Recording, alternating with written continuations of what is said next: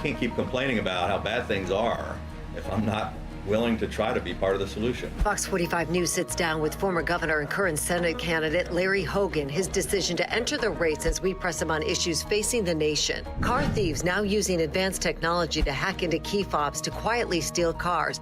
A closer look at this troubling trend and the confusion we're hearing from victims about why this is happening. And later, Baltimore City Council members asking why the city's citation docket isn't producing the promised results. So the question is whether or not the police department has prioritized this. Why the Baltimore City State's Attorney's Office says more needs to be done by police.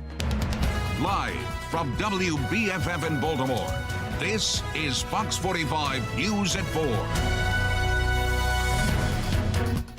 It's been almost a week since former Governor Larry Hogan first launched his campaign for the U.S. Senate. His announcement comes somewhat as a surprise, especially after he was adamantly against running for president. It's not something that I've aspired to, and I wasn't looking for a new job or a new title, really. But I really felt like somebody has to go down there and try to do something about it. Thank you for joining us. I'm Kai Jackson. And I'm Mary Bubala. Today, Fox 45's Mackenzie Frost sat down with Larry Hogan for his first local television interview since launching his bid. In a wide-ranging interview, Hogan talks about his stance on abortion, gun control, and the uphill battle he's facing to win. The last time we were in this office, Larry Hogan was clear about his intentions. I've never been very interested in the Senate, not any interest in the Senate, actually. I'm not really cut out to be a legislator. Fast forward to now, he says he's in. So why would Marylanders vote for someone who doesn't really want the job in the first place? Well, I want to go fix the problem. I'm not somebody that's just looking for another rung up the ladder. And there's nobody that kind of represents, my traditional wing of the Republican Party, who's willing to work across the aisle with Democrats. Do you agree with the characterization that Mitch McConnell recruited you to run for Senate? Well, look, he's been trying to convince me to do that since Senator Van Hollen's position was up, I guess, years ago. But there was one conversation back then, and there was one conversation here. None of that really convinced me to run. It's a little bit of a mischaracterization. Yes, I had one conversation with him. It wasn't convincing. It really came down to me making a decision last week. I can't keep complaining about how bad things are if I'm not willing to try to be part of the solution.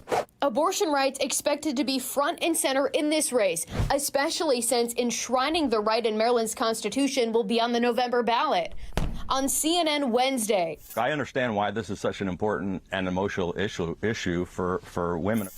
Do you believe that abortion is an emotional issue, or is it a health care issue? Maybe that wasn't the best choice of words. What I was actually trying to say was this is really important to women, and I understand that. But here's my position. I'm not black or white. And a lot of people, look, I'm not a person that says we should outlaw abortion. I'm not one that says there should be no restrictions whatsoever.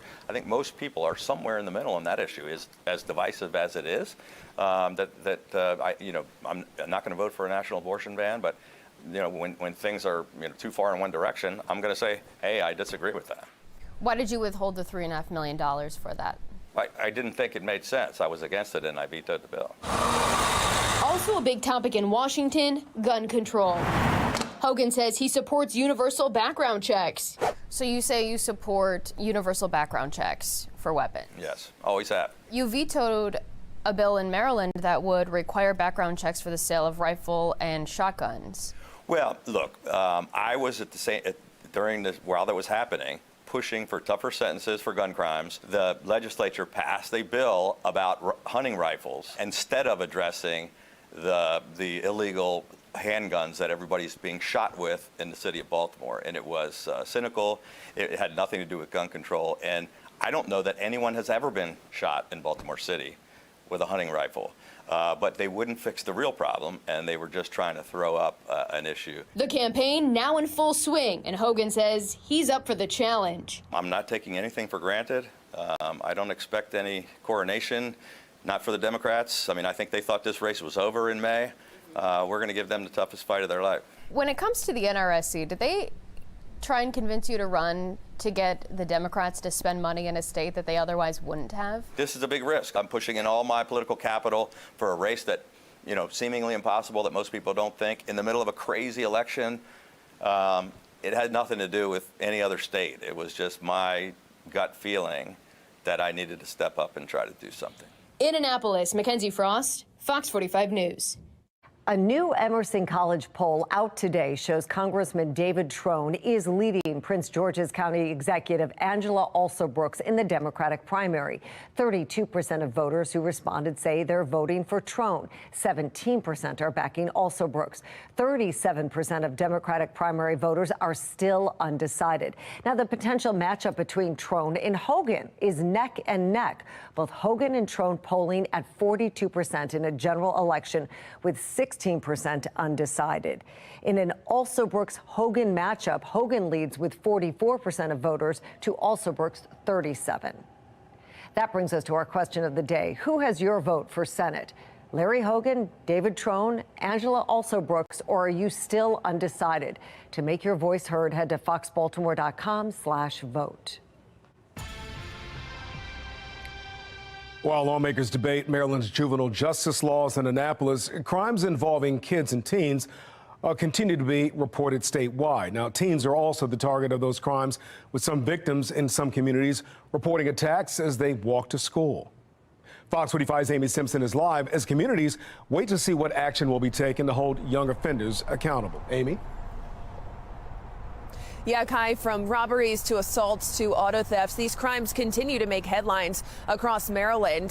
Just in the last week in Baltimore County, sources telling us here at Fox 45 News, 3 15-year-olds and a 16-year-old were involved in a robbery at Towson Town Center over the weekend. And on Monday morning in Howard County, police said 4 students were robbed on their way to school in Columbia. I'm told detectives in Howard County are now investigating whether juveniles in a stolen car are behind that string of crimes. But that intersection of juvenile crime and auto thefts and those stolen cars allegedly being used to commit other crimes is not a new trend. We also heard about this issue last summer. We are seeing a dramatic increase both in the state and around the country in auto thefts and also in crimes that are being committed by juveniles. We've got incidents like these that are occurring where our suspects are as young as 12 and 13 years old, stealing cars and using them to commit other crimes. They're using the vehicles to joyride in. They're using the vehicles to go out and commit other crimes, to include stealing more cars. And we know this is a hot button issue in Annapolis right now. Among the legislation being debated by state lawmakers is the ability to charge a child under the age of 13 with auto theft. Reporting live tonight, Amy Simpson, Fox 45 News. Amy, thank you. Well, car thefts, specifically juvenile car thefts, are up among the top concerns that lawmakers are seeing this legislative session. The state Democrats are launching a series of bills that they say will hold youth criminals accountable, those convicted of crimes. One of those bills would allow 10-year-olds to be charged with multiple crimes, including sex and gun offenses, animal abuse, and car thefts. Baltimore City's ongoing car theft crisis now facing a new high-tech threat. I thought they would have to break in the car. We have an alarm system. There's an OnStar. So I thought we were protected from the break-in as far as that goes, and that they couldn't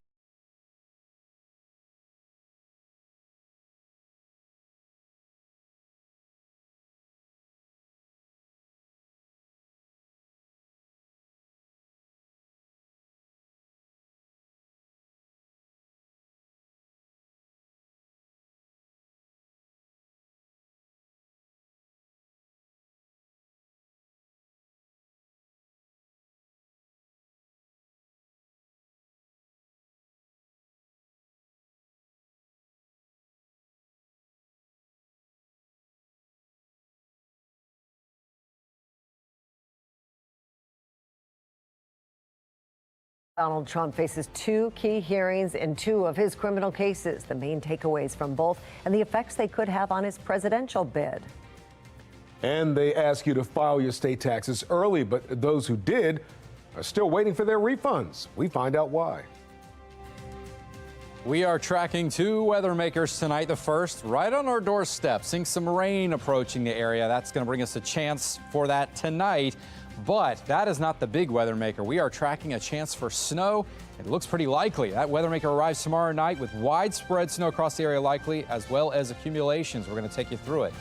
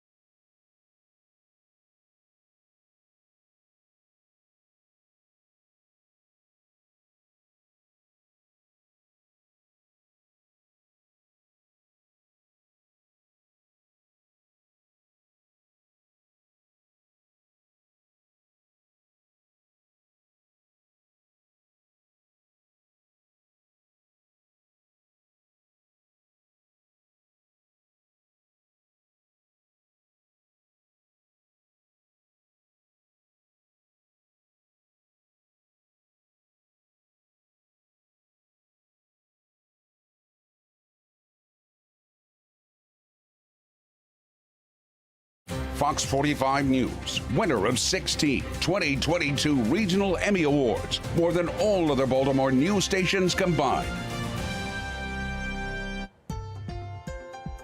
Developing now, it's tax season, and so far about 400,000 Marylanders have filed their tax returns. But as Fox 45's Jessica Babb finds out, due to delays, many people who filed early are still waiting for their refunds. Jessica joins us live from downtown Baltimore with more on this. Jessica. Well, at the end of January, the Comptroller's Office announced a planned tax system update, meaning for about a week right at the beginning of tax season, they weren't able to process those tax refunds. And even though their system is now back up and running, many people who are still waiting say they're losing patience. Stuck waiting. Your return has not been processed. And waiting. I never had to wait this long. Marylanders are left asking questions about where their money is. It's just unfortunate that a lot of us taxpayers, you know, this is a tough time for everyone. And the fact that I feel like, along with other taxpayers, they're not showing any empathy or giving us any answers as to why. And it makes us wonder, where is our money actually going? The delays coming after a planned system upgrade from the Maryland Comptroller's Office. The upgrade starting January 30th, the day after tax season started. The new system, Maryland Tax Connect, was launched February 6th. We are in the process of modernizing our agency so that we can serve Marylanders and Maryland businesses better. But the system was offline until February 9th, meaning returns couldn't be processed. I have children, like many of us do. We have bills, we have things that need to be paid. That will be a very big help if at least get some sort of answers or transparency. Leading to thousands of people voicing their frustration on Facebook, especially when filing early is encouraged. I've always been an early filer, and I've never had a problem the last couple of years. With 330,000 returns still in the queue, I asked the Comptroller's Office when people can expect to see their refund. They say while it can take up to 10 days to process the returns, right now their staff is working overtime. And it's just unfortunate that a lot of us taxpayers, you know, this is a tough time for everyone. So why did the Comptroller's Office schedule the system update in the midst of early tax filing? In response to my question, the Comptroller's Office says fewer people file early, and delaying the update could have caused other problems and cost the state millions. So I asked why they couldn't have done the update before the tax season started. And of course, I am still waiting on that response to my follow-up question. As for those of you who may have filed early, I'm told that you could start seeing those refunds this weekend or early next week. So we'll wait to see if that happens. Live in Baltimore City, Jessica Babb, Fox 45 News. All right, good evening, everyone. Okay, we got through the day, no problems, sunshine. Not as cold as yesterday. We got up to around 46 degrees, but we are all looking toward the next couple of days as far as our weather is concerned, because we've got a lot coming. Let's take you through what's happening right now. We do have one storm system moving across the Great Lakes. Notice it's got a little bit of precipitation right down here, and some of that is going to track across the Baltimore area. We could get a sprinkle out of this, maybe a light shower, very brief and very quick, and it shouldn't bother a whole lot of folks, but we are tracking a bigger winter system behind that one. All right, so what just came out mere minutes ago are winter weather advisories that have been posted for Chestertown down towards Stevensville. So we're talking about the other side of the bay here. Those are in effect from Friday night until Saturday morning. So again, Kent County across the bay is included there. Let's take you through future scan now. We have, again, this system, this is showing a lot of precipitation on this model. I'm not necessarily thinking that's what's going to happen, but there is a chance for a sprinkle here as that front goes by. We get chillier as we head into your day on Friday, but we are dry all day long, all through your afternoon. It's not until the overnight hours we start to see our next system approach, and we will start to see this likely falling in the form of snowfall on Friday night. This is showing it beginning around 10 o'clock. It may briefly begin as some rainfall, but most likely we are all going to see it as snow in the overnight hours on Friday night into Saturday. By Saturday morning, we're going to start to see things improving. In fact, if you just sleep in by a couple hours, you may miss it and not see anything falling from the sky, but we will all likely wake up to see some snowfall on the ground, and then eventually sunshine should come out towards the middle part of your day. How much are we talking about? Well, here's the official forecast that we have for you. We're talking anywhere from around 1 to 3 inches, relatively speaking, across the area. Some places, especially to the north, could get a little bit more, up to around 4 inches.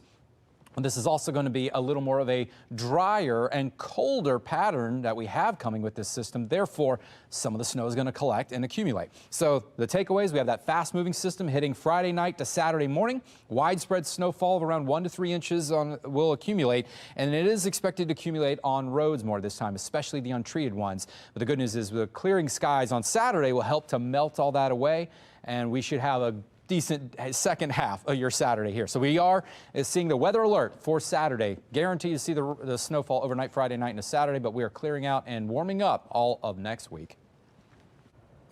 The start date for Donald Trump's first criminal trial is set, what we're learning and the impact it could have on the 2024 election.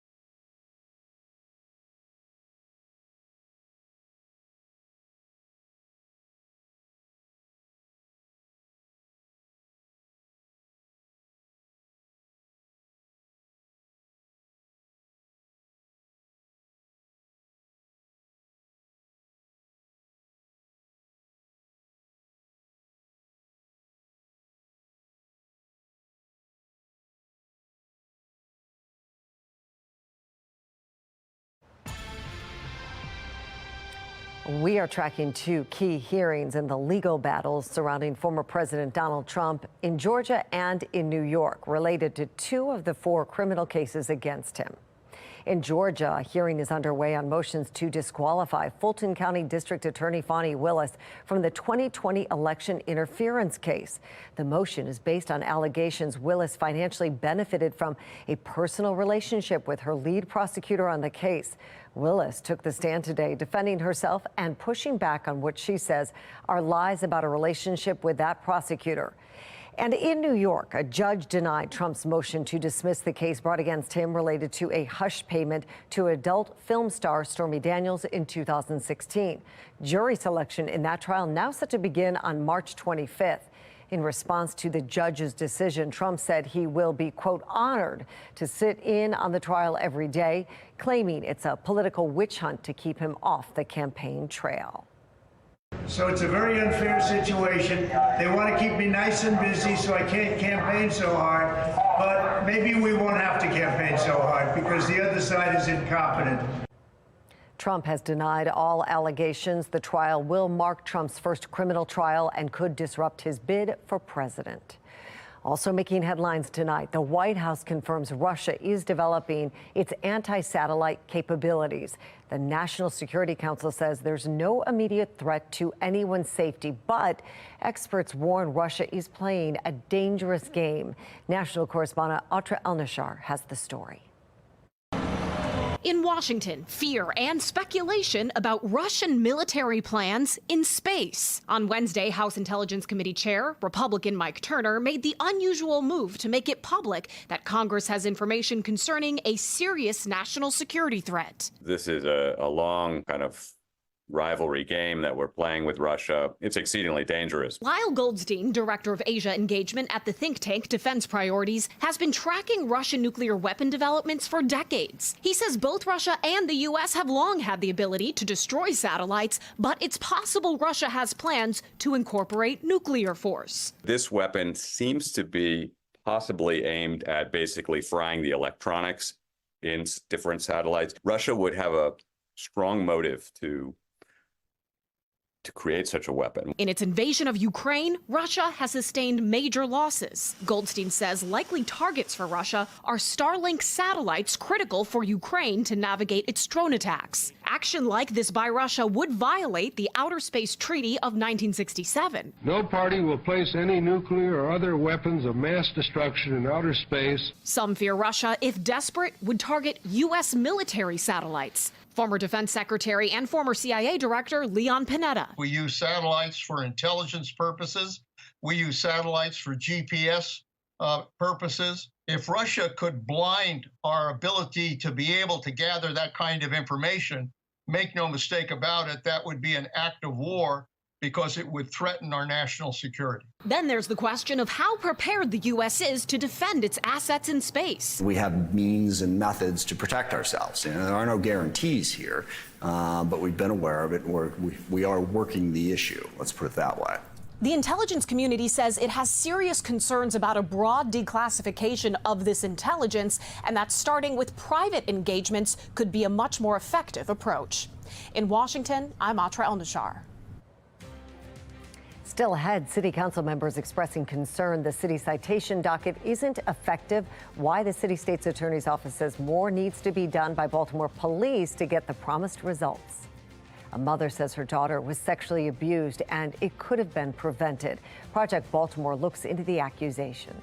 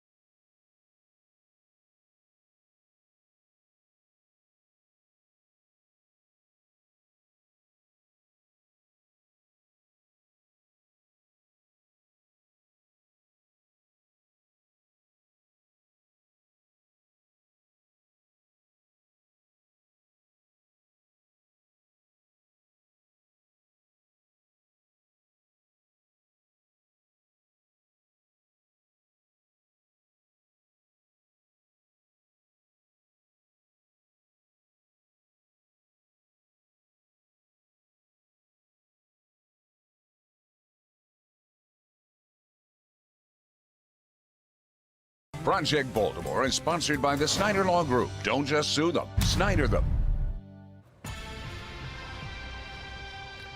The future of the city's citation docket, which tackles quality of life crimes, could be in jeopardy. Tonight, there's more frustration brewing with the low number of citations police have written since the docket launched last July. Fox 45's Maxine Stryker spoke with the state's attorney's office today for their reaction. Maxine? Well, Mary, the state's attorney's office and city council are questioning if this is really a priority for Baltimore police. So we want to make sure that we're answering that call. Baltimore City State's Attorney Ivan Bates' citation docket aims to tackle quality of life crimes ignored by the previous administration under Marilyn Mosby. But since the docket launched last July, the city council. Why is the volume of citations issued so low? And state's attorney's office are expressing disappointment in the dismal number of citations written by police. Right now, based on the level of participation that we're getting in terms of the police department writing these citations, it's similar to when the previous administration was in, when the previous state's attorney was in. The state's attorney's office says Baltimore police have issued 37 citations that have made it to court. About half of their citations were rejected, meaning they were legally insufficient to proceed to prosecution. I think that it's still a process for us, right, to issue a citation. Even if we see that individual doing something, we still have other policies that doesn't say as soon as we engage, we're automatically issuing a citation. Police saying some of it simply came down to incorrect wording. Well, it's very frustrating. And as I said, we've provided cheat sheet, sort of little cards, pocket cards for the officers to use. So I'm not sure why they're not able to get the language clear on the citations.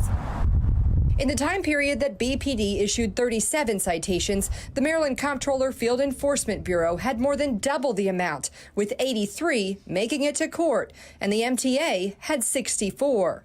Those agencies and several others were trained by the state's attorney's office, and Deputy State's Attorney Angela Galliano says have had little to no issues writing legally acceptable citations. The state's attorney's office says they offered to train BPD, but weren't taken up on the offer. We asked police if they plan to do the training and if the citations are a priority. A spokesperson said citations are a priority, but in many instances, offenses cease due to verbal warnings. She says they will host training with the state's attorney's office. Galliano says the concern is if citations aren't written when they should be, people are missing out on getting help, and residents continue to suffer from crime in their communities. That's what city residents and visitors of the city want to see, because that's what we hear every single day. What are we doing about these quality of life crimes? When are the police going to start issuing these citations? Now, Galliano says the citation docket takes a lot of resources, so if more citations aren't written, the future of it could be in jeopardy. Reporting live in Baltimore, Maxine Stryker, Fox 45 News.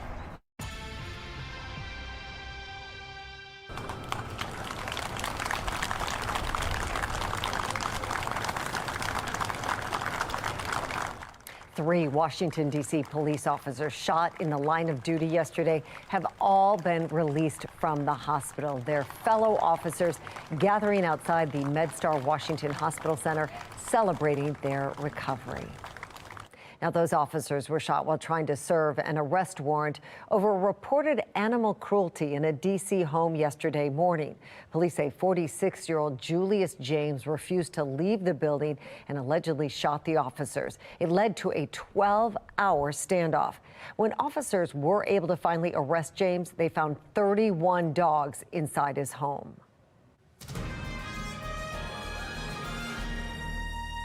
In this legislative session, youth crime is a top issue with lawmakers right now with a number of bills aimed at holding kids accountable. The bills include shorter deadlines for DJS intake decisions, allowing children as young as 10 to be charged with certain crimes, and extending probation for young offenders. This morning, Fox 45's Patrice Sanders spoke with the local legal expert about the hurdles the bills could face before being passed. Juvenile crime is front and center in Annapolis as Democrats and Republicans discuss ways to curb it. The question is, will both sides be able to work together to get anything done? We spoke with legal expert Gripsy Morgan about the hearings taking place as the proposed laws are being debated. I was actually heartened by the fact that Delegate Luke Clippinger and others throughout last year, before the session had started, had a series of hearings. I think they were recognizing not just the public push, but the very fact that juvenile crime is in such a significant rise that something has to be done. So where are the differences? What are going to be the potholes that may trip them up as they try to move forward? Well, listen, I think that the governor has to be very honest and a little bit more concise with the way that he not just discusses, but what he does in terms of juvenile justice. He has been very clear in his speech about what he plans to do, and accountability is his big issue. But then he continues to hold on to Vincent Schiraldi, who is the Secretary of Juvenile Secretary of Juvenile Issues, and he is on a completely different page from what it sounds like the governor is trying to do. So where the potholes might arise, I think, is with the governor's this mismatch between what he says and what he does. Well, when it comes to getting guns off the street and making stealing guns a felony, she absolutely agrees, saying the number of people who commit crimes with legal guns is minuscule. The vast majority are committed with guns that are illegal. Patrice Sanders, Fox 45 News. Tonight, a mother says her young daughter was sexually abused and it could have been prevented. Project Baltimore's Chris Papps looks into this powerful allegation and has questions for the Baltimore County Department of Social Services. April 25th, 2022. A mother and her 2-year-old daughter walk into a Baltimore County doctor's office. With tears in her eyes, according to this medical report, the mother expressed concerns of inappropriate sexual acts forced upon her 2-year-old by a then 13-year-old relative. You stripped my daughter's choice and innocence by what you did. This is that child's mother. Yes. Project Baltimore is not identifying her to protect her daughter. We're still suffering. Records show the doctor performed a basic examination, which found no evidence of acute trauma. Then, the doctor's office made a phone call to the Baltimore County Department of Social Services to report concern for an inappropriate sexual encounter.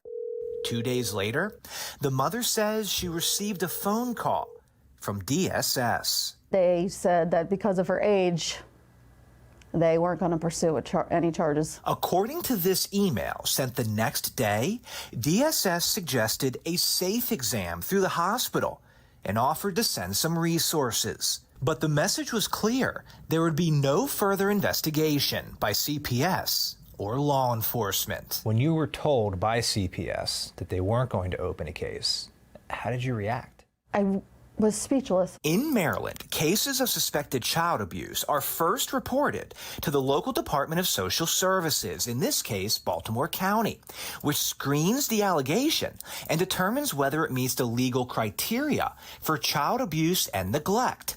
If so, the case is immediately assigned to a Child Protective Services worker who will make contact with the family. But according to this mother, the CPS unit in Baltimore County did not do much investigating. She says they never even interviewed the accused offender, the then 13-year-old who allegedly abused her daughter. No, they didn't. They got his name, but they didn't even ask to speak with the parents or him. That sounds almost unbelievable.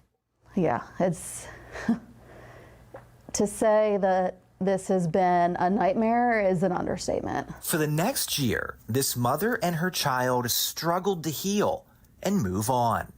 Then they got the news they feared. A second alleged victim had come forward. I wouldn't wish what we have gone through on my worst enemy. In May of 2023, this mother, who we are also not identifying, says her 3-year-old daughter was sexually abused in Harford County by the same teenager. When Harford County authorities interviewed the alleged rapist, they learned about the accusation from April 2022, and a case was opened in Baltimore County. For the mother of that alleged victim, this finally meant that her daughter's case would be investigated. For the mother of the Harford County victim, whose daughter was victimized 1 year later, the news was sickening. And I feel as though had Baltimore County CPS questioned him and done their job, that my child may not be a victim. You blame CPS? Without a doubt. Without a doubt. I think that they dropped the ball 110%. In September 2023, the now 15-year-old was charged with second-degree rape in Baltimore County, nearly a year and a half after the alleged incident. In December, he pleaded to second-degree rape in the Harford County case. But he wasn't detained or sent to a treatment facility. He was given probation and counseling, then returned to Patterson High School in Baltimore City, which Project Baltimore first reported last month. His next court date, involving the rape charges in Baltimore County, is set for late February. I feel relief in that now something's being done, but that's what it took. Now you've destroyed another family? In a statement to Project Baltimore, the Maryland Department of Human Services said confidentiality laws prevent them from providing specific details, but DHS explained, before closing an investigation, we will determine the nature, extent, and cause of any child abuse or neglect, and if possible, the person responsible for the abuse or neglect, and share that investigative report with law enforcement. You think your daughter is going to get justice? The way things have been going and playing out, no, I don't. It seems to me that offenders, specifically juveniles, have way more rights than victims and their families. I hope that he's locked up. But I know that's not going to happen. Project Baltimore will stay on this story. In the coming weeks and months, your legislators in Annapolis will debate legislation that would prevent sex offenders from taking classes inside of public schools. We will keep you updated on their progress. I'm Chris Pabst, and this is Project Baltimore. Well, after years of headlines, infections, and restrictions, now we'll look at how some people have been able to avoid getting COVID. Some of you have been hearing the rumors, and I get to confirm they are true. It is going to snow. The system is headed our way over the next day or two. We're going to be looking at accumulations likely as this one goes by. We're going to tell you how much we're expecting coming up.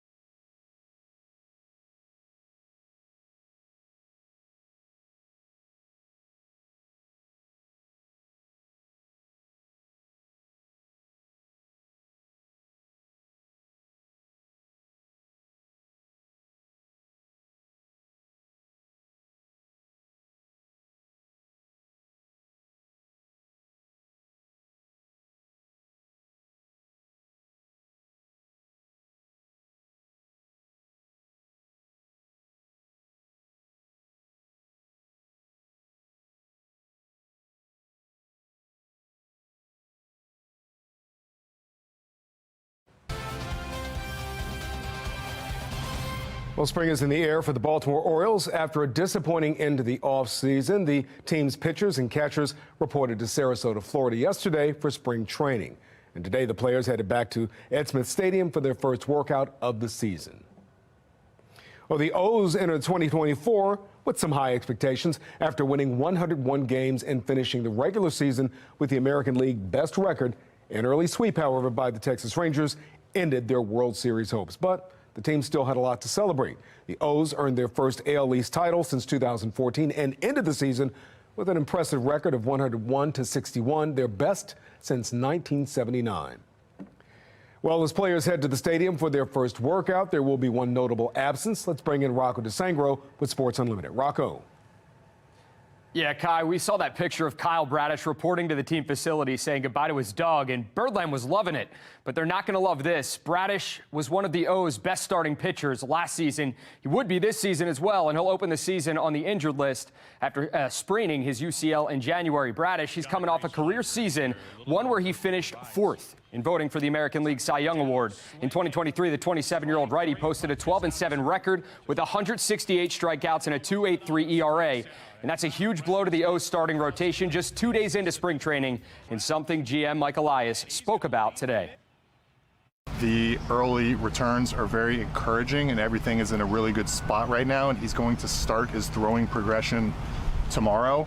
But that progression is going to be something that takes some time, and everything is pointed in the right direction and going well right now at this time.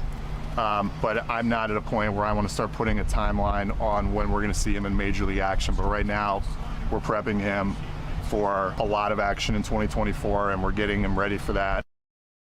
That, of course, promising to hear. More issues, though, for the O's starting rotation. John Means, he's a month behind schedule from his elbow flare-up before the ALDS, and there's a chance that he's not ready for opening day as well.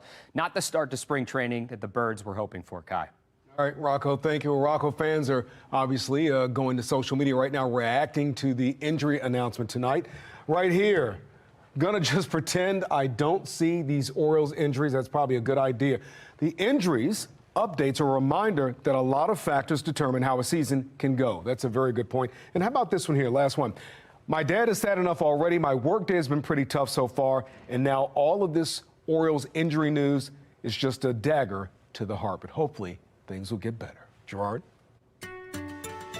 Thank you, Kai. Of course, everyone is watching the weather very intently. I, of course, am always watching intently, but now things are about to get pretty interesting around here once again. We've already had one snow event not too long ago, created some slushy conditions, but this one may be a little different that we have coming. First of all, we're going to show you the temperatures that we have because they've come up a little bit today, but we're still sitting around the 40s. We've got this system first that's going to come by. It may produce a brief sprinkle, but this cold front that you see there is going to swing through, and it's going to knock our temperatures back ahead of the next system. All right, the next one is going to have the potential of actually producing a good amount of snowfall. We have winter weather advisories in place just across the bay here. That does include Chestertown and on the other side, Stevensville too. So more could be issued as we go into the next 24 hours or so.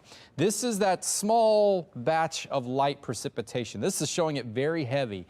I don't anticipate that as we move through the evening, but we could see a brief shower as that system goes by. Really, we're going to see kind of a colder air reinforcement. So now that we're in the colder air, a little bit of moisture can actually make things a little bit messier for us as compared to the last system where it was a little warmer. Now we're looking at highs tomorrow around 40 degrees, maybe the 45-degree mark, but tomorrow night the moisture arrives with the system, and we are likely going to see it maybe begin as some rainfall, but definitely changing over to snow as we move into the overnight hours. And then we're talking Friday night to Saturday morning, all snow widespread across the area. It may briefly mix with a little bit of light rain, but otherwise this is going to be more of a snow producer than possibly the last storm.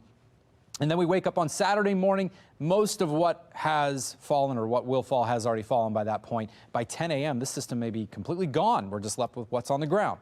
All right, total snow. This is kind of the numbers we may be looking at, anywhere from around 1 to perhaps 3 inches of snow. Kind of may vary a little bit down south, but higher totals are most likely to the north, where we could see the air be the coldest for the longest. So here's your takeaways from everything. This is a fast-moving storm, so it's going to hit Friday night, and then it's pretty much out of here come Saturday morning. Widespread snowfall likely here, 1 to 3 inches, generally speaking, possible, but some higher or slightly lower totals not out of the question. But snow is expected to accumulate on the roads this time a little more because it's going to be cold enough for that, and the roads that are untreated, you'll especially see that. But the good news is by midday Saturday to at least Saturday afternoon, clearing skies. That'll really help to melt things off, and we should be in pretty good shape by that point. So there it is on the 7-day, that guarantee of some snowfall. It'll be rain to slash snow as we move late night on Friday. And then, as you can tell, after that system exits, we're pretty dry and warming up to the 50s, maybe even upper 50s as we get into late next week. And then our next one after that, our next weather maker, looks to arrive late next week into the weekend. All right, Gerard, thank you. Coming up at 5 o'clock on Fox 45, discussion continues in Annapolis over proposed bills to address issues facing Maryland. We take a closer look at what was front and center today. Coronavirus still circulating, and there are some of us that no matter when we're exposed, don't get it. I'm Liz Bonus. How does that happen? It is just ahead.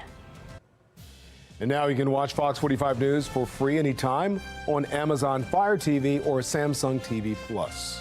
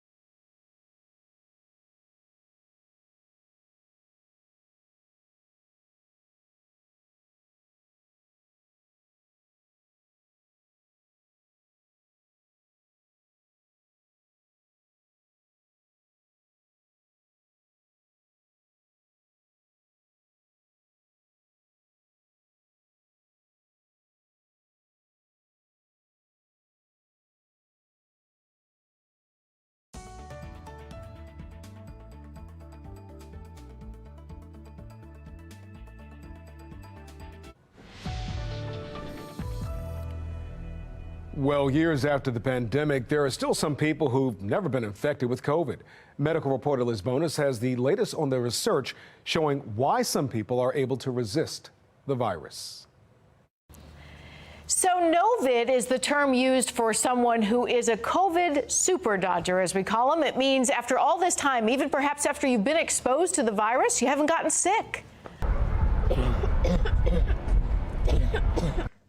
Researchers aren't sure why some people have miserable symptoms and others get to walk away feeling fine. But so far, researchers have a few theories. The first is that especially in older adults, maybe over a lifetime, they've had just enough exposure to other coronaviruses. That's given them immunity to this current one. They either don't catch it or they don't get really sick from it. The other possibility is they might have some specific part of their immune system that either allows them to fight off COVID very efficiently, or maybe they are missing something on one of their cells that COVID normally attacks that keeps COVID from being able to attach to their cells. Infectious disease specialist Dr. Stephen Blatt says researchers have discovered this to be true in other illnesses, for example, with HIV. Where some people can get exposed to HIV over and over and they never get the infection. And the reason is they have a mutation on their T helper cells that keeps HIV from being able to get in the cell. Researchers are now studying these T-cell helpers to try and help us discover better vaccines against the coronavirus and maybe even a whole lot more. There are all kinds of ways of manipulating the immune system to try and either fight cancer or fight an infection. And we're just in our infancy of learning how to do that. Dr. Blatt says as this virus continues to mutate, even those who have not gotten it so far may still be at risk, however. He suggests that if you're exposed, even if you are a no-vid so far, watch for symptoms for the next 2 to 14 days. With your health news, I'm Liz Bonus reporting. Coming up on Fox 45 News at 5 o'clock, continuing efforts to address illegal street racing in Baltimore City, the bill in Annapolis. Also ahead, continuing coverage of the juvenile crime crisis in Maryland, the latest incidents adding to the growing list.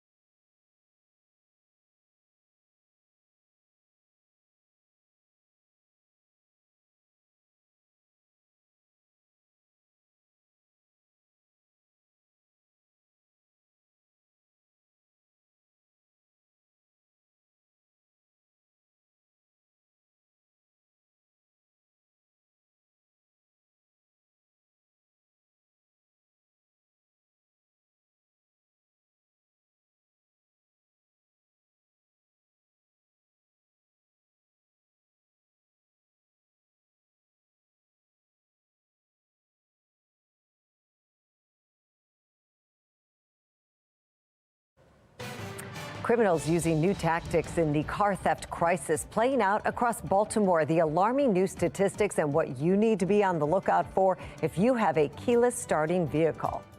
The city citation docket is under the microscope in City Hall. The reaction from the state's attorney's office over low number of written citations. Plus, former Governor Larry Hogan explaining his reasoning for joining the race for U.S. Senate.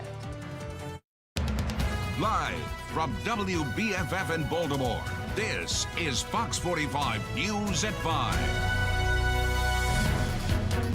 I thought they would have to like break in the car. We have an alarm system, there's an OnStar, so I thought we were protected from the break-in as far as that goes, and that they couldn't just open the car up, but we were shocked about it. Baltimore City's car theft crisis is now facing a new high-tech threat. Thank you for staying with us. I'm Kai Jackson. And I'm Mary Bubala. It means Kias and Hyundais no longer the only vulnerable vehicles as thieves begin targeting cars with a keyless entry and keyless start. That's right. And Fox 45's Rebecca Pryor explains how it works and what you can do to keep your car safe. Rebecca?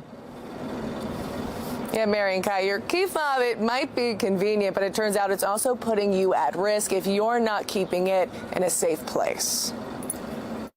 The convenience of key fobs makes unlocking and starting your car fast and easy. But unfortunately, in the hands of thieves, the technology is also being used to quickly and quietly steal cars. He went to his car and it wasn't there.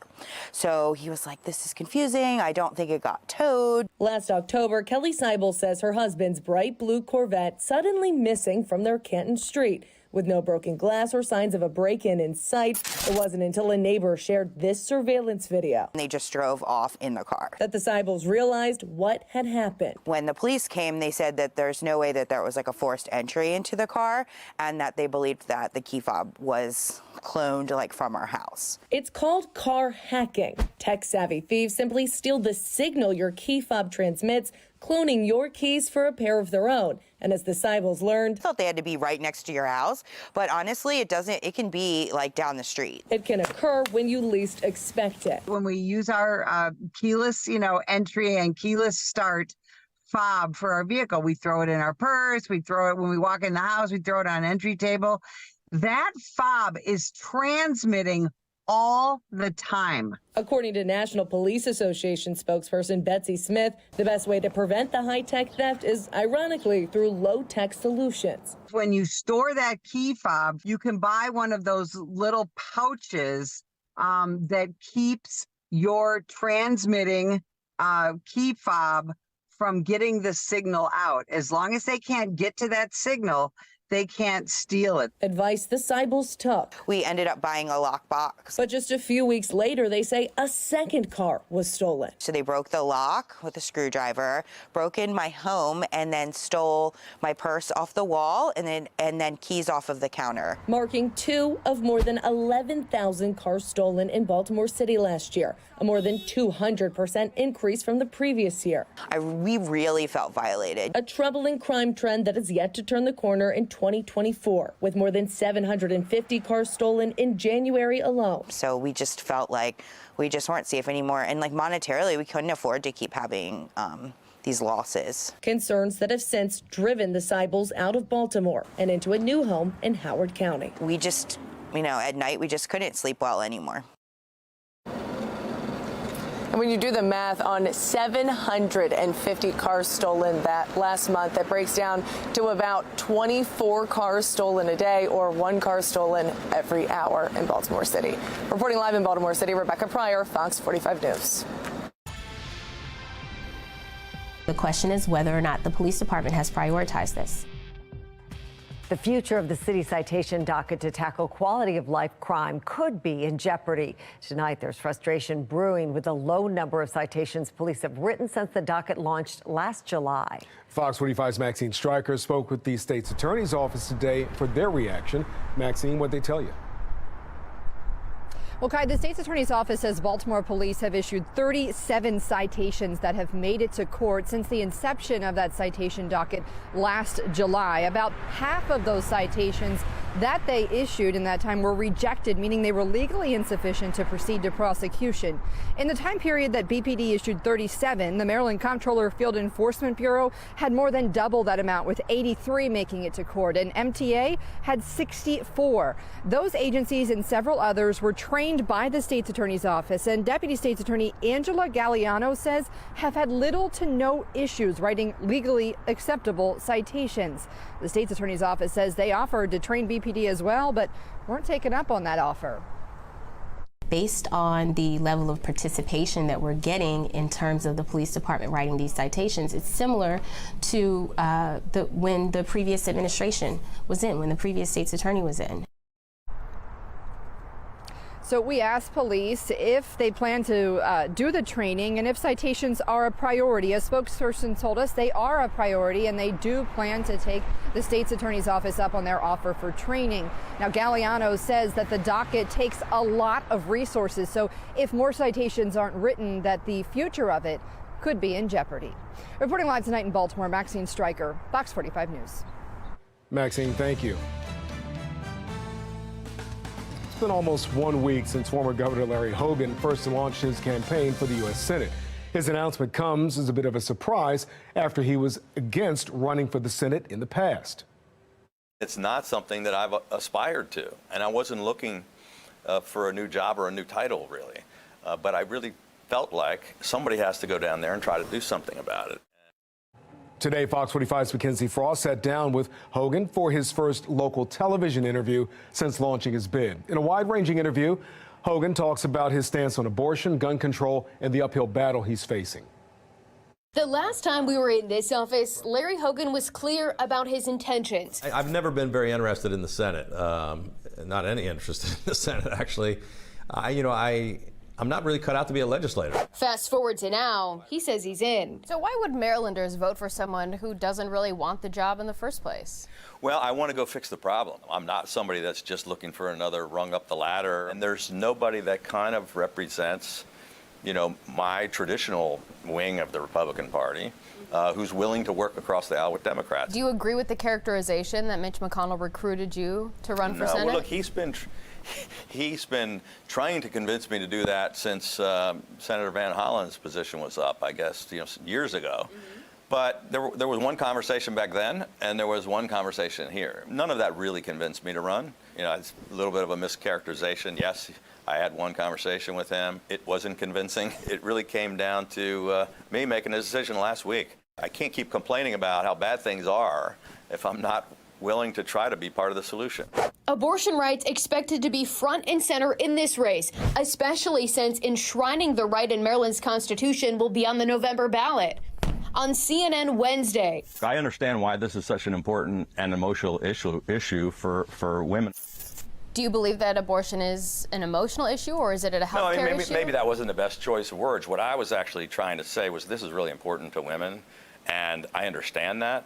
But here's my position. I'm not black or white. And a lot of people, look, I'm not a person that says we should outlaw abortion. I'm not one that says there should be no restrictions whatsoever. I think most people are somewhere in the middle on that issue. Is as divisive as it is, I'm not going to vote for a national abortion ban, but when things are too far in one direction, I'm going to say, hey, I disagree with that. Why did you withhold the $3.5 million for that? I didn't think it made sense. I was against it, and I vetoed the bill. Also a big topic in Washington, gun control. Hogan says he supports universal background checks.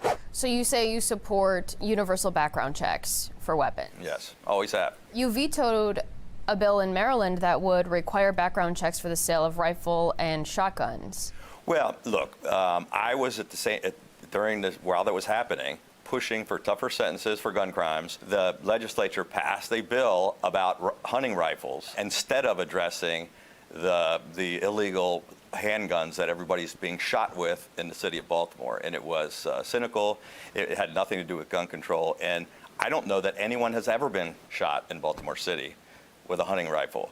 But they wouldn't fix the real problem, and they were just trying to throw up an issue. The campaign now in full swing, and Hogan says he's up for the challenge. I'm not taking anything for granted. I don't expect any coronation, not for the Democrats. I think they thought this race was over in May.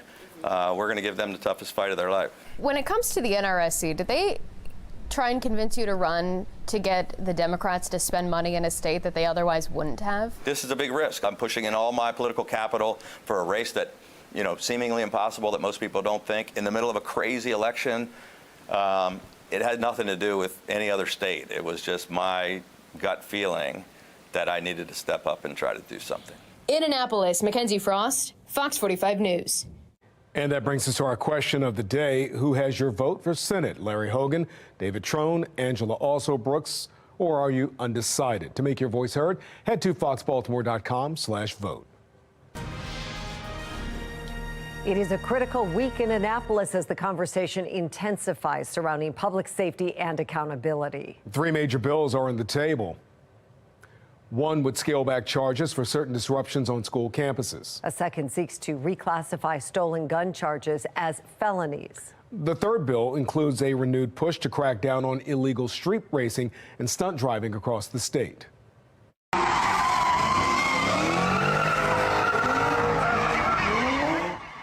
Well, following years of complaints about noise and disruption in Baltimore and across the state, the House holding a hearing on a bill to tackle the problem today. It's aimed at prohibiting street racing and what's known as exhibition driving, like donuts and spinouts that shut down busy intersections.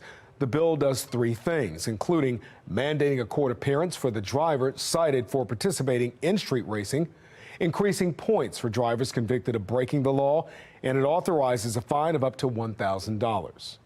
Once the new law comes into effect with the stiffer penalties, that you just can't pay your fine and go about your life, that you're going to have to come before a judge. And I imagine judges live in the communities like we all do. They're displeased with this as well. We're hopeful that that really dissuades this within the state of Maryland. Maryland lawmakers are also considering a bill that would make stealing a handgun a felony. It comes after overwhelming support for the measure in recent public polling. The latest Gonzalez poll shows 88% of Marylanders support making the theft of a firearm a felony. Right now, it's a misdemeanor. Similar plans have been introduced in the past without much success. Those testifying in support, like the Maryland Police Union, argue once a handgun is stolen, it's going into the black market with the intention of being used in a crime. But some lawmakers are raising questions about why the bill is necessary when having a stolen firearm is already a crime. No votes on the bill were taken last night, so it's not yet clear what the future of this bill will be. Another bill addresses disturbances on school campuses. Some lawmakers want to eliminate a charge known as disturbing school activities. That charge is often paired with violent offenses, including arson, sexual assaults, attacks with a weapon, threats, and fighting. Under this bill, students could still face charges for those specific crimes, but they would no longer face the additional charge of disturbing school activities. Supporters argue the charge disproportionately affects children of color and those with disabilities. Many lawmakers are calling the bill tone deaf. Others question why higher education is included. This bill has passed in the House twice before, but after yesterday's hearing, it doesn't seem likely to pass again. We'll continue to track the bills as the General Assembly moves forward. Coming up after the break, as lawmakers debate how to solve the juvenile crime crisis, recent incidents are leaving residents on edge. A closer look at the not-so-new trend of juveniles using stolen cars to commit crime.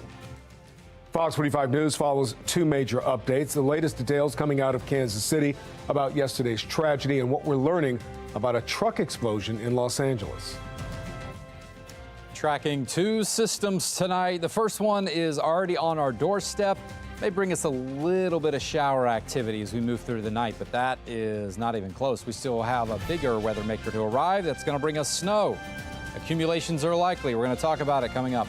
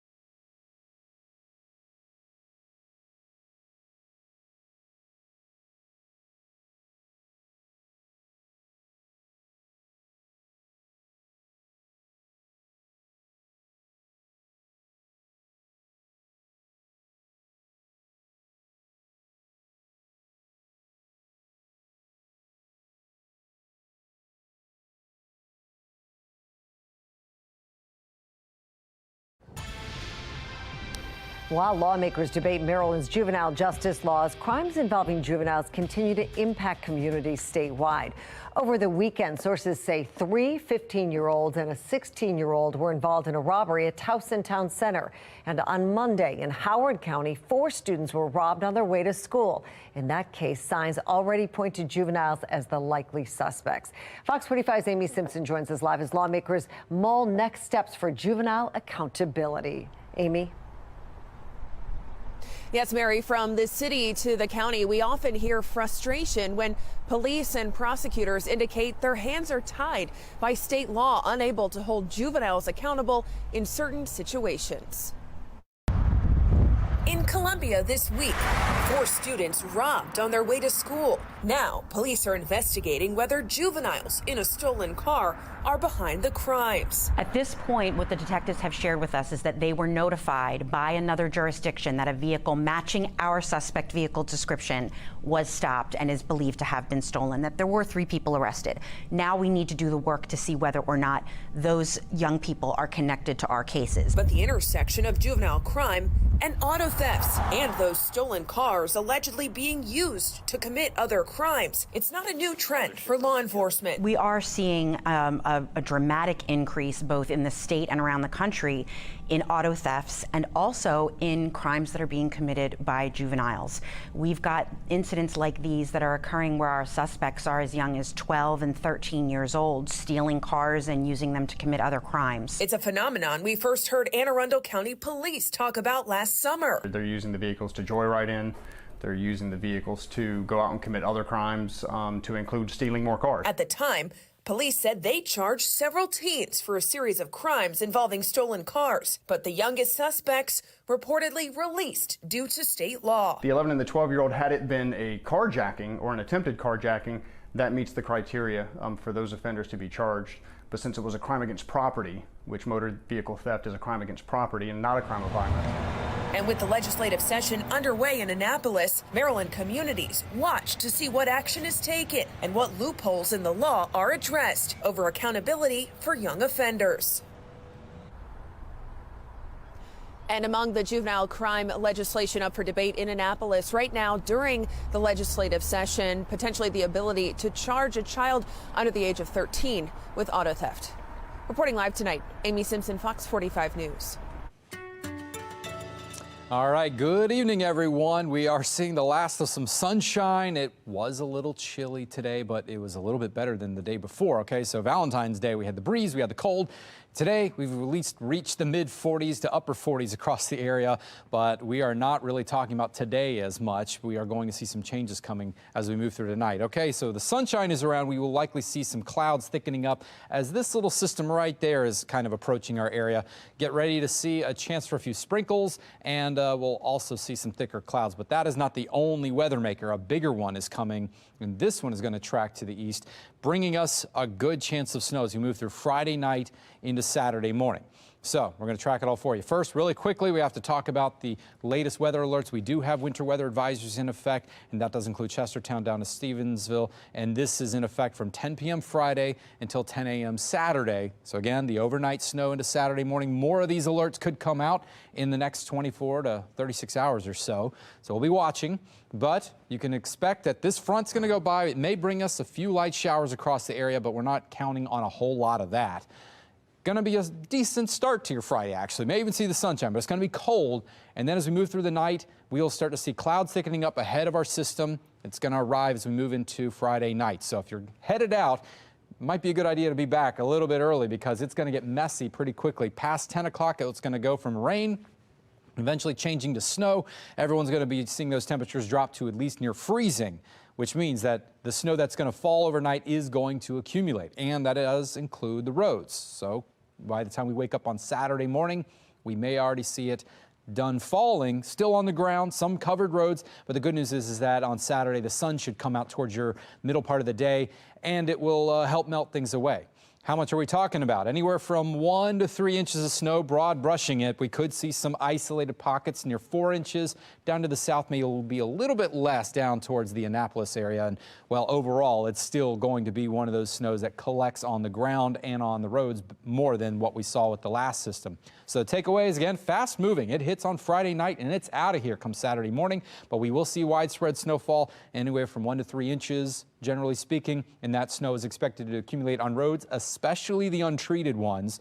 So we're talking about side streets especially. The more they get traveled upon, the more that may clear. But the good news is the sun's going to come out, help to melt things away, and we should be in good shape by the second half of your Saturday.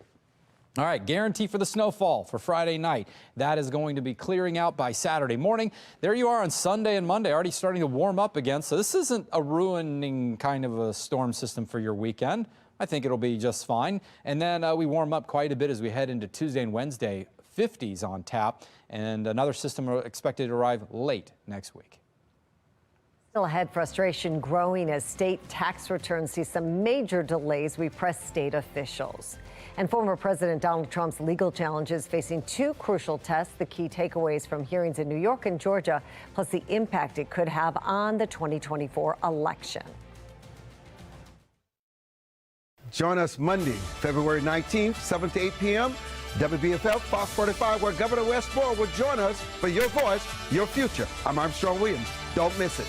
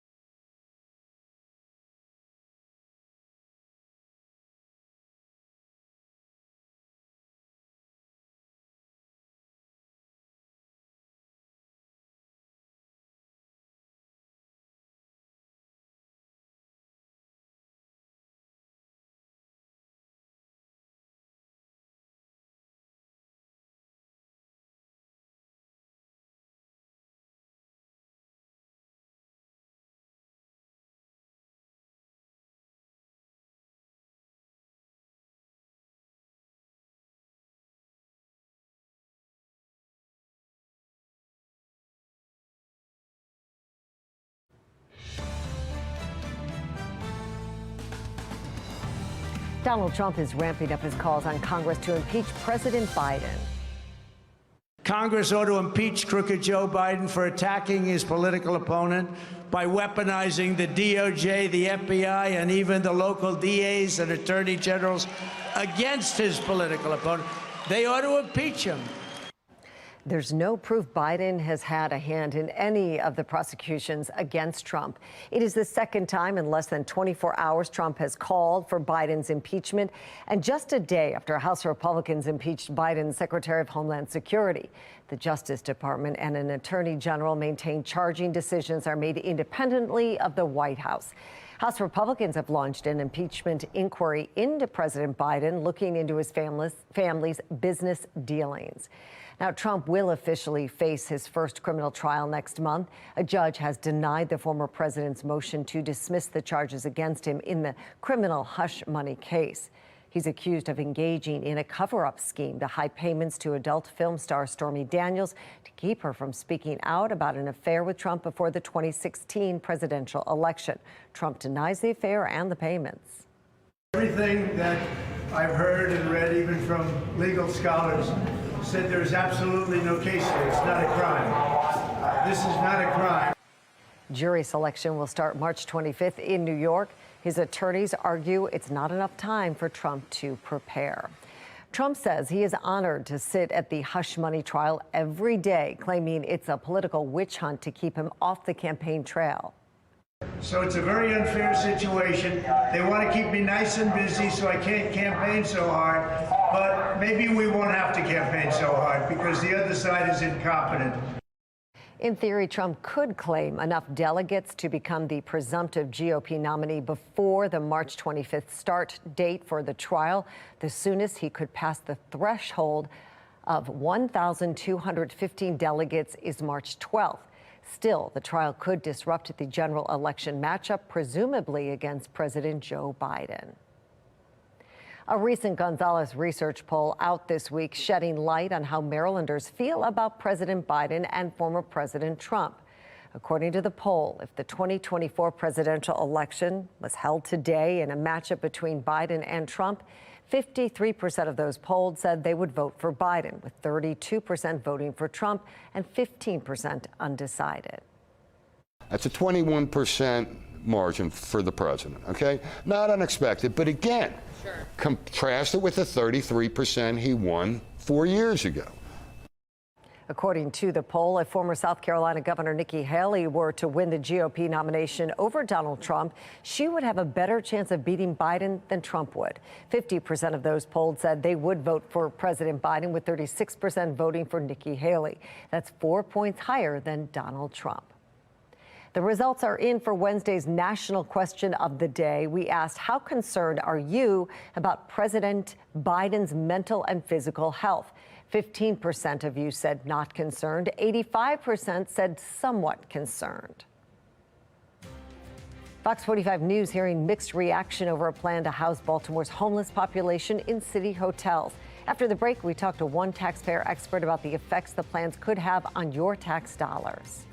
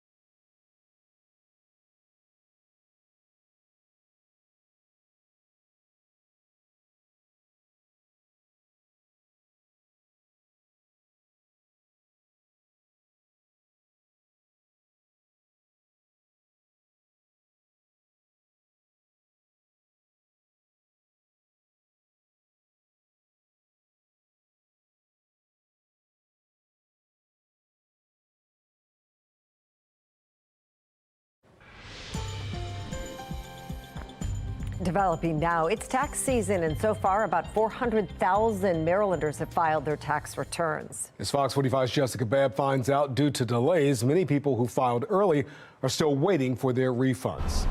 Jessica joins us live from downtown Baltimore with more. Jessica. Well, at the end of January, the Comptroller's Office announced a planned tax system upgrade, meaning for about a week, right at the beginning of tax season, they weren't able to process refunds. Even though the system is now back working, some people say they're losing patience. Stuck waiting. Your return has not been processed. And waiting. I never had to wait this long. Marylanders are left asking questions about where their money is. It's just unfortunate that a lot of us taxpayers, you know, this is a tough time for everyone. And the fact that I feel like, along with other taxpayers, they're not showing any empathy or giving us any answers as to why. And it makes us wonder, where is our money actually going?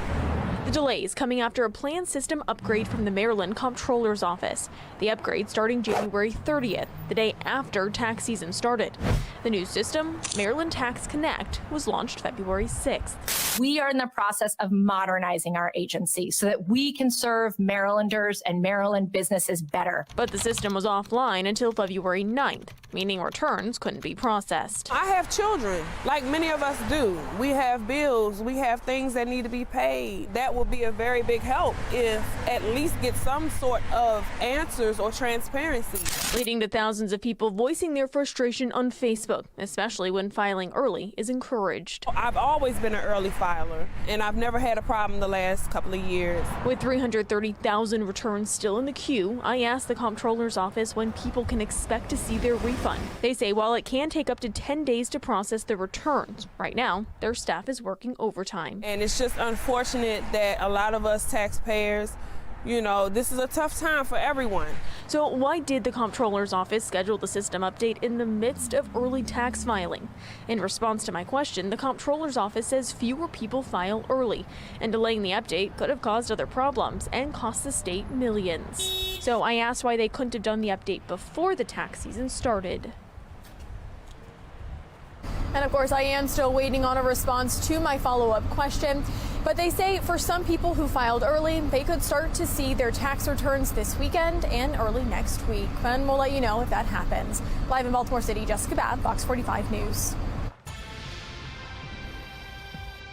The Mayor's Office of Homeless Services announces the acquisition of 2 hotels as a way to combat homelessness in Baltimore. The city reached an agreement to purchase the Sleep Inn and Suites and the Holiday Inn Express in the Jonestown neighborhood for $18.4 million using American Rescue Plan funding. Those experiencing homelessness believe the plan will be beneficial. What they have going on now is like a temporary, it's like extremely temporary type joint, and they only have like a few spots available every now and then, and it's usually, you know, women and children first. So for a person like me, I'm 30, so I'm too old for the youth programs, and I really don't fit in with the older crowd that be everywhere else. So it's really, really difficult for me to find my way in this type of situation. Well, David Williams is with the Taxpayers Protection Alliance and joins us live to weigh in. David, thank you for being here. What kind of impact do you think this would have on the city and taxpayers? Well, it's going to have a significant impact today, but also the future. You mentioned $18 million to purchase these 2 hotels. That's just the purchase of the hotels, and it's using federal relief money. Well, that money runs out at the end of 2025. Now, they're going to need money for upkeep and to manage and to keep the buildings going. And that's going to be an obligation the city's going to have to pay well beyond 2025. And what we know about the city is not good, is that there's a structural deficit that we're looking at. And this is a problem. And I know it's a good announcement to make, right, that they're buying these hotels, they're trying to solve homelessness, but they're not looking at the bigger financial and fiscal picture that this is going to present for a city that's struggling. I know your job is to watch the dollars, but, you know, our hearts went out. We just heard from that one man experiencing homelessness, speaking about what this would mean for him, saying what the city has in place right now is not working. Is there another way you think the city could help those experiencing homelessness, but be responsible for taxpayers as well? Yeah, absolutely. And, the mayor was actually talking about this 2 years ago when he said $50 million of federal relief money is going to go for homelessness. And it's really the lack of leadership in the mayor's office not to come up with a better plan and just buying 2 buildings. And what I think is really odd is that they're talking about selling another hotel, the Hilton down by the Inner Harbor, is that they're saying that the city shouldn't own that hotel, but they're buying 2 new hotels, which is very strange. And other places have done this. California and Utah have done similar things, and it hasn't reduced homelessness. So I don't know if this is really going to solve the problem. And you're absolutely right. Our hearts go out to people that need a place to live. But there's other ways to do that, is looking at rezoning and more incentive for people to rent, to own. So I think that just buying 2 buildings that, who knows, in a few years may go into a major disrepair and could potentially cause more problems than just being homeless. All right, a lot of questions still to be answered. David Williams, thank you so much for your insight today. We appreciate it. Thank you. Thank you. Fox 45 News is following 2 major updates for you tonight. New details emerging about Wednesday's deadly shooting at the Kansas City Chiefs Super Bowl parade and celebration. Preliminary findings say there's no connection to terrorism. This appears to be a dispute among several people that led to the gunfire. 3 people remain in custody for questioning. 2 of them are minors. Kansas City police have a short time to bring charges or release them. We are working to determine the involvement of others, and it should be noted we have recovered several firearms. This incident is still a very active investigation. There are 23 victims of the shooting. At least half are under age 16. 43-year-old Elizabeth Liz Lopez was killed. 8 others were transported in critical condition. Updates on their conditions are not yet available. Well, turning to California right now, we're learning more about a catastrophic explosion in Los Angeles County. 7 firefighters were actually hurt putting out the flames of a semi-fire. 6 were taken to the hospital. This is all that's left of that truck. There were 100 gallon tanks of compressed natural gas, which is highly volatile. The fire captain says one of them exploded. That explosion was significant. The ball of flame was as high as these telephone poles, and it actually did explode one of the transformers nearby. 2 of the firefighters are in critical condition from fighting that fire. The Lebanese militant group Hezbollah says it will retaliate after Israeli airstrikes allegedly killed 10 Lebanese civilians in a single day. According to Lebanese state media, Wednesday's strikes were the deadliest in more than 4 months of cross-border exchanges. The Israeli military claims the strikes targeted Hezbollah infrastructure and launch posts in response to Hezbollah's regular attacks on Israel. Lebanon's prime minister condemns the escalation. And 6 people are dead, 18 more injured in a missile attack on a Russian city near the border with Ukraine. The strike came hours after Russia fired 24 missiles at Ukraine, killing at least 5. Russia says its air defense systems destroyed 14 missiles that were launched by Ukraine. The war started by Russia is approaching 2 years of fighting. Russian President Vladimir Putin says he'd rather see Joe Biden win the White House this fall than Donald Trump. The authoritarian leader told Russian state television President Biden is more experienced and predictable, even though he strongly disagrees with the current administration's foreign policy. Trump embraces Putin's criticism. Now, that's a compliment. A lot of people said, oh, gee, that's too bad. No, that's a good thing. But he doesn't want to have me. He wants to have Biden because he's going to be given everything he wants, including Ukraine. Trump claims with no way of proving it that Putin would have invaded Ukraine if he was still in office. Well, still ahead on Fox 45 News, a new app promises to help end restaurant food waste while giving customers a good deal. What it is and the restaurants in Baltimore that have already joined in. I'm Janae Bones in Washington with a look at the millions of Americans struggling to pay back their student loans. 2 weather makers are approaching. One is already on our doorstep to bring us some rain. The next one bringing us some snow. We're going to be tracking this and talking about, just how much we're going to get. Here's a little preview. You ready? Not the yawn, not just a dusting. I think we're going to be in the minor shoveling category. We'll have numbers coming up.